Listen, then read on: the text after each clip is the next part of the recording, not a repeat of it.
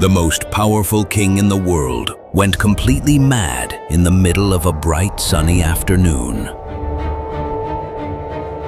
Nebuchadnezzar was standing above Babylon, gold temples glowing below him,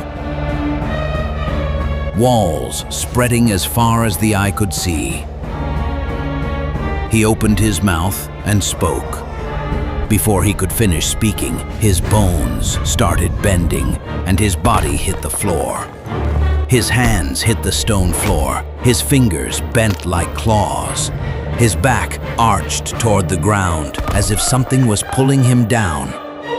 Guards rushed forward, screaming. His eyes were open, but he saw nothing. His mouth moved, but made no sound. He crawled across the palace roof, fingers clawing, foam dripping from his mouth. His hair grew long and tangled, hanging past his shoulders. He bent to the ground and ate grass in front of his wife. How does the greatest king in the world end up like this? We will show you the warnings he ignored, the words that pushed him into madness, and the darker truth behind his downfall. To understand the truth behind this humiliation, we must begin from where it all started. Jerusalem sat on a hill. From a distance, it looked unbreakable. The walls were not just tall, they were thick, so thick that soldiers built roads across the top of them. 2 chariots could ride side by side up there without touching. The city had stood for centuries. Inside the walls, gold bowls and lampstands that Solomon had made 300 years before still sat in their places, still shining. The priests told the people no enemy could touch what God had claimed as his own. The people believed them. They didn't know what was about to happen.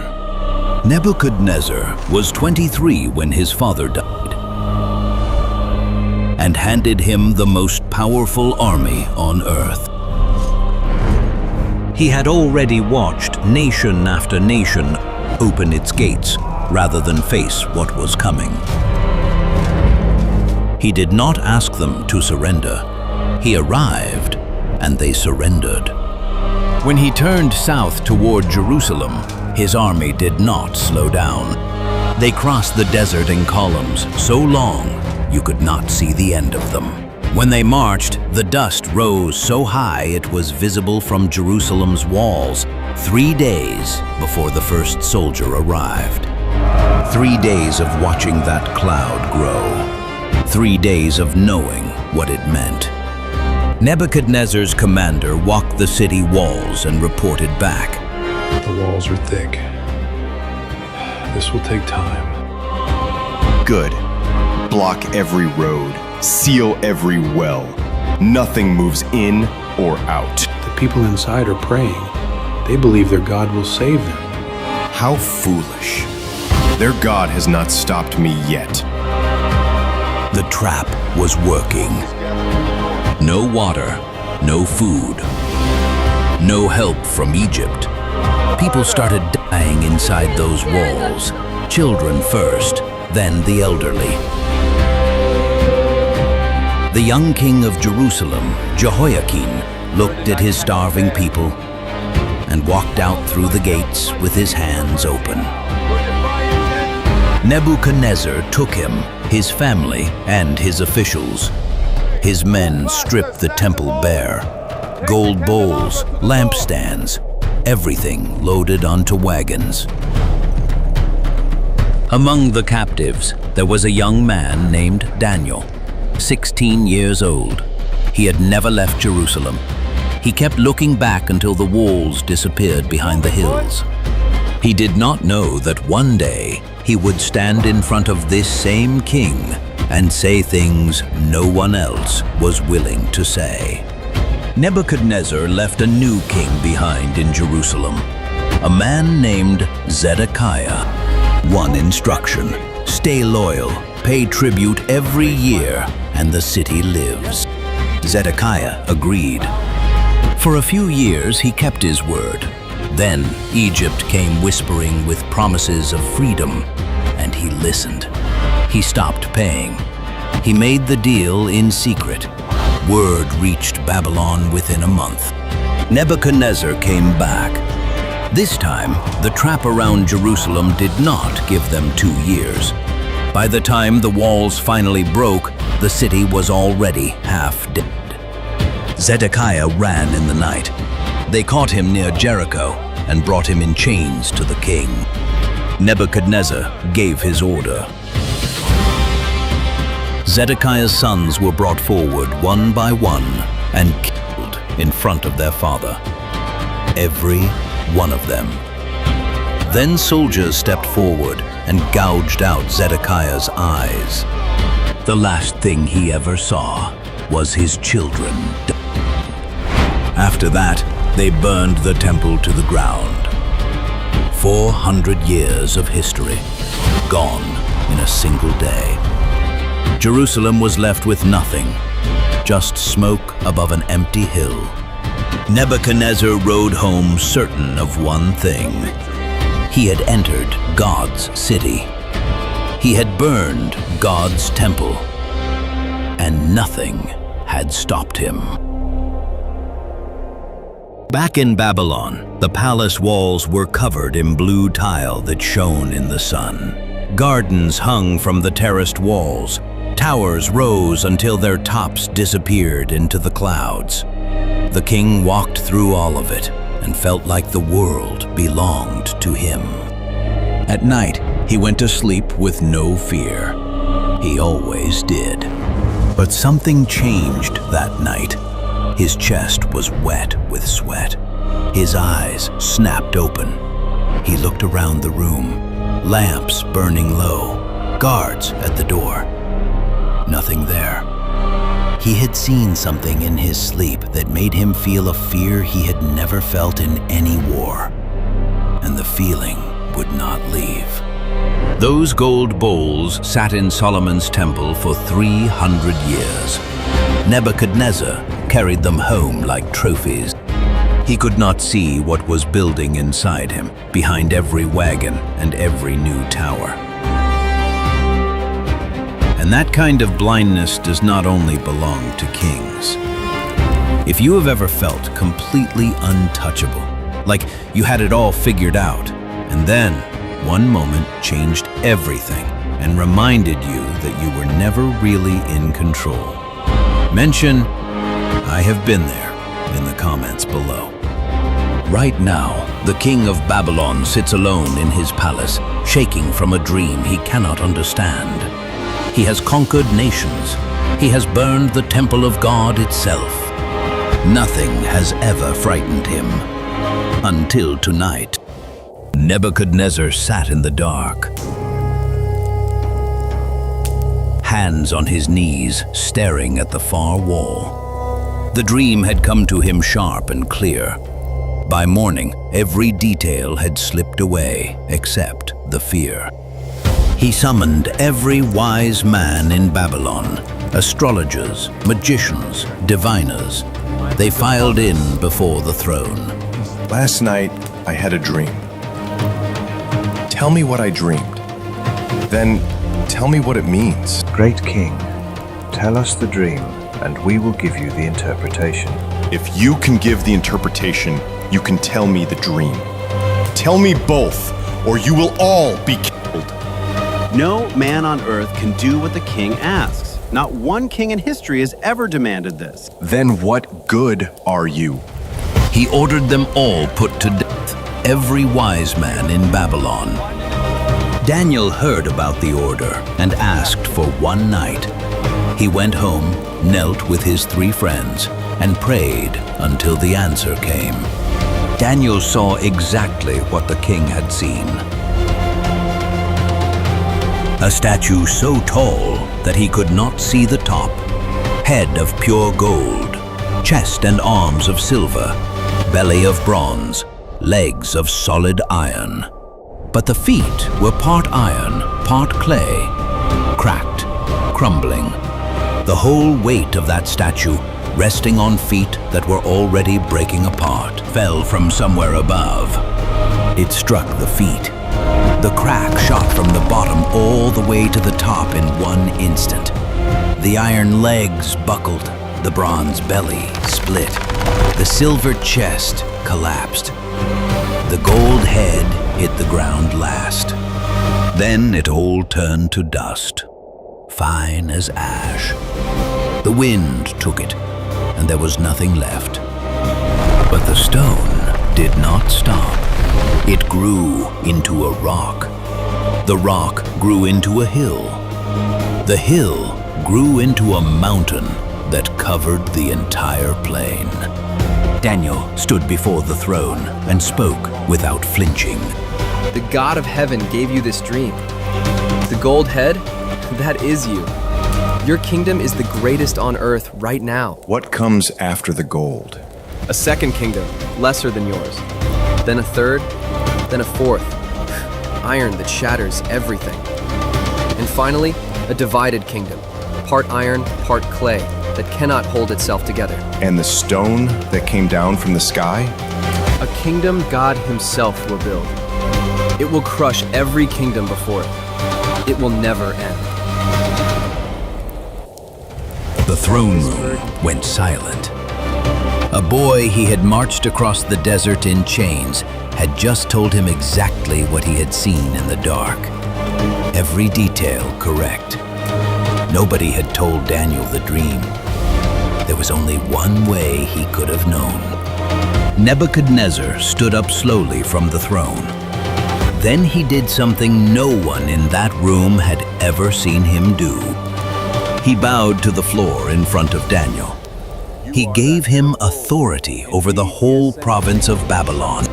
Your God is the God of gods, the Lord of kings, a revealer of mysteries. He meant every word. In that throne room, for one afternoon, the most powerful man alive understood he was not in charge. Then he walked outside. By nightfall, the dream felt like something that had come from the darkness. He had bowed. He had honored Daniel. He told himself that was enough. The dream was supposed to humble him. It was meant to remind him that even the greatest kingdoms eventually fall. Nebuchadnezzar understood that, but that was not the part that stayed with him. His mind kept returning to the head of gold. Daniel had said that gold represented him, the greatest kingdom on earth, the ruler standing above every other nation. If the God of heaven himself had declared him the greatest among all the kingdoms, then why shouldn't he be treated like a god by men? And the moment that thought took shape in his mind, Nebuchadnezzar summoned his builders. Because once a king begins to believe he is a god among men, he wants to be worshipped like one. Soon, the plain of Dura would see a 90-foot statue of pure gold rising from the earth.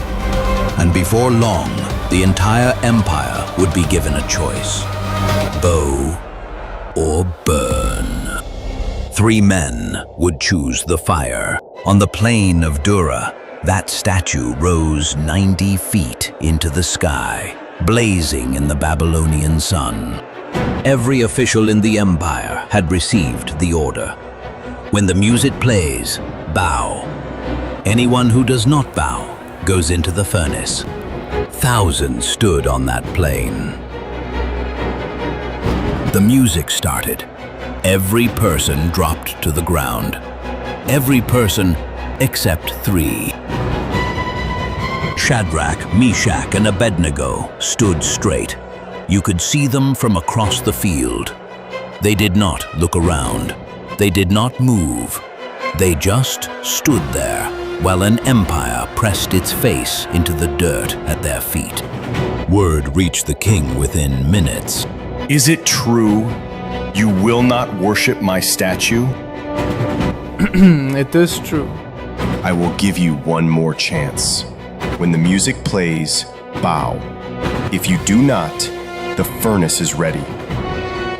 And what God can rescue you from my fire. Our God can rescue us.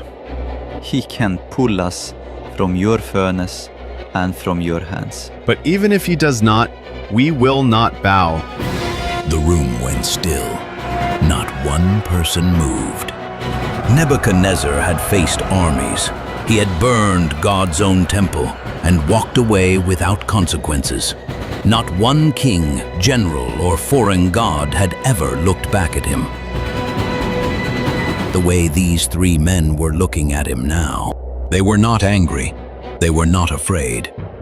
They simply did not care what he did to them. His hands tightened on the armrests of the throne. His face changed. He ordered the furnace heated 7 times hotter than it had ever been. So hot that the soldiers who carried Shadrach, Meshach, and Abednego to the door fell from the heat before they could step back. Nebuchadnezzar watched from his seat. Then he stood up. Did we not throw 3 men into the fire? Bound? 3 men. Yes. Bound. I see 4 men walking, unbound. And the 4th one looks like a son of the gods. They walked out through the furnace door, robes clean, not a single strand of hair burned, not one thread blackened. They did not even carry the smell of smoke on their skin. Nebuchadnezzar walked toward them slowly and touched the fabric with his own hand. Nothing, not even warm. He turned and faced the crowd. For the first time in his life, he was standing in front of something he could not explain, punish, or command. He made a decree on the spot. He said no person in the empire could speak against the God of Shadrach, Meshach, and Abednego. At that time, he meant every word. But within a week, the reports from the eastern provinces arrived. New tribute. More territory. Another city offering surrender. The officials bowed the usual way. The court returned to its usual sound. The fear faded. But Daniel was still in that palace. He had seen this king bow to God twice and walk back out into the sunlight, believing the world belonged to him. What happens to a king who ignores every warning given to him? What does God do when a king's pride grows too large for even heaven to ignore? Nebuchadnezzar was about to find out. That night, he had another dream. He saw a massive tree that touched the sky. Every bird on earth nested in its branches. Every animal on earth rested beneath it. The whole world ate from its fruit. Then a voice came from above and said, "Cut it down. Strip every branch. Scatter everything beneath it. But leave the stump in the ground, bound with iron and bronze." Nebuchadnezzar woke up with that voice still in his ears. He called Daniel in and described the tree. Daniel went silent for a full hour. The king watched and waited. Daniel had never hesitated before. My lord, I wish this dream were about your enemies. Tell me what it means. The tree is you. Your greatness has grown until it reaches the sky. Every nation bows to your power. Every nation eats from what you provide. And the voice that ordered it to be cut down? That is God's decree. You will be driven from your throne. You will live in the open fields and eat like an animal. Rain will soak your body every night.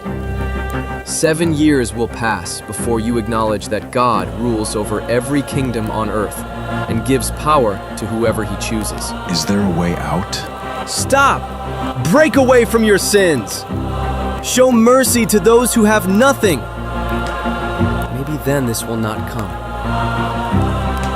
Nebuchadnezzar heard every word. He dismissed Daniel and walked back into the palace. Months passed. The city kept growing. His generals kept winning. The treasury kept filling. The dream started to feel like something he had imagined. Then one afternoon, 12 months later, he walked out onto the palace roof. He stood at the edge and looked out over everything he had built. Walls so wide that entire streets sat across the top of them. Towers above the rooftops. Temples with gold at their peaks. The river cutting through the middle. Markets, roads, soldiers and traders from 50 nations. All of it his. Is this not the great Babylon I have built? By my own mighty power, for my own glory? He did not finish. A voice came from directly above before the last word left his mouth. Your kingdom is taken from you. Now! Before he could say something, his bones started bending and his body hit the floor. His hands hit the stone floor. His fingers bent like claws. His back arched toward the ground as if something was pulling him down. Guards rushed in. He bit the first one who grabbed him. He threw the second into the wall. His wife stood at the doorway, frozen, watching the king of the world drop to his knees and press his face into the stone. Foam dripped from his mouth. He bent down and pulled grass from the cracks between the roof tiles with his teeth. 4 men dragged him toward the palace gates. He fought every step. Then the gates opened, and he ran on all fours, past his own soldiers, past his own servants, into the open fields beyond the walls. He was still recognizable at first, dirty, wild-eyed. Servants from the palace were sent to watch him in the fields beyond the walls. They said he sometimes still stood upright, that something behind his eyes still flickered, then it stopped flickering. By the second year, he had stopped standing entirely. He moved low and fast, close to the ground. He slept in open fields. He stopped looking at the city. He stopped looking at anything. Eventually, the servants stopped watching. There was nothing left to report. 3 more years, then 4, then 5. Babylon kept running. His officials ran the empire without sitting on the throne. Nobody said his name out loud anymore. The greatest king on earth had become something people looked away from. But his city did not fall. It was waiting. But would the king of Babylon ever walk back through those gates as a man?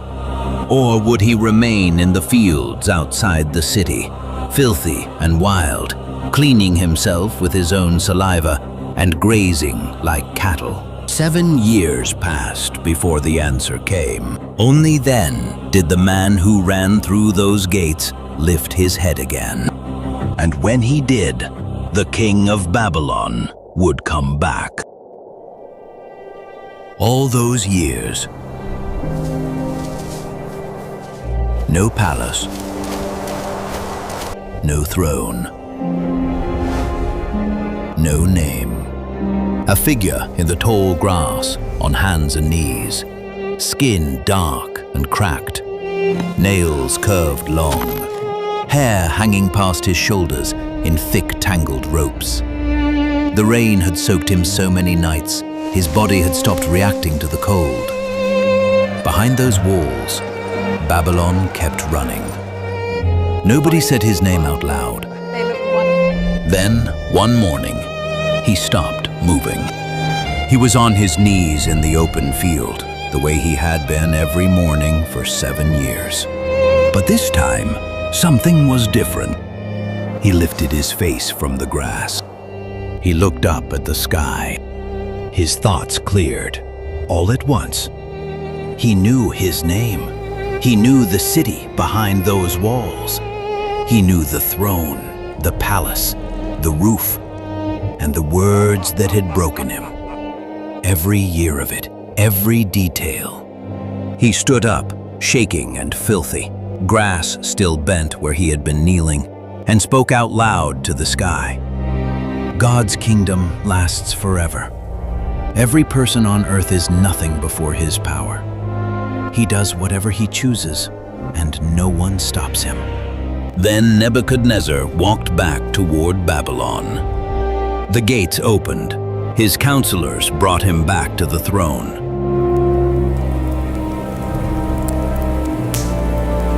His officials returned to their posts. The court reassembled as if the years had folded back. But the man who sat down on that throne was not the man who had crawled off the palace roof. He wrote the whole account himself, the dream, the warning, the 12 months he wasted after the last warning, the words on the roof, the 7 years in the field, and sent it to every nation in his empire. I, Nebuchadnezzar, praise and honor the King of Heaven. Everything he does is right. His ways are just.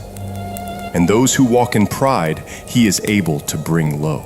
The man who burned God's temple and marched God's people across the desert sent that testimony to every corner of the world.